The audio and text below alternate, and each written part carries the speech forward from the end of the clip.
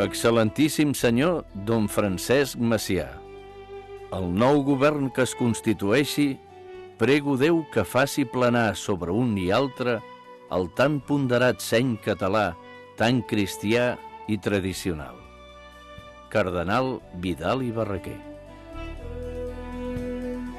Honorable president Lluís Companys, la dona a la rereguarda de Papiol us prega de tot cor vulgueu continuar la presidència de la nostra Generalitat.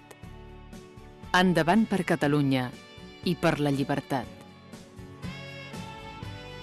La situació per què travessa Catalunya a conseqüència de la subversió produïda a tota Espanya aconsella la constitució del Consell d'Economia de Catalunya a l'objecte d'estructurar i normalitzar convenientment l'economia catalana.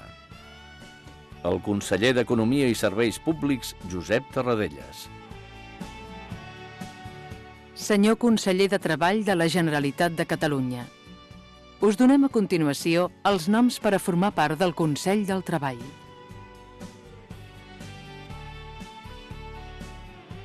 Patronat Monestir de Poblet, 27 de juliol del 1936. Honorable Ventura Gassol, conseller de Cultura de la Generalitat de Catalunya. Vaig reunir al Museu de Poblet nombrosos materials d'interès artístic i arqueològic que convé conservar. Eduard Tudà. Serveis de Cultura. L'avinent Diada del Llibre ofereix una magnífica ocasió per emprendre una llarga tanda d'activitats culturals al front i a la rereguarda. Em plau intensament el vostre oferiment en pro dels combatents catalans del front del centre. Absolutament vostre, Llorenç Durà, secretari. Acords del Consell de la Generalitat i representants de les forces antifeixistes, 10 de febrer de 1937. Compliment del decret de mobilització, incorporant immediatament totes les quintes dels anys 1934 i 1935. Relació del mobiliari existent en la casa de Pere Vayreda per al comitè de Capmany.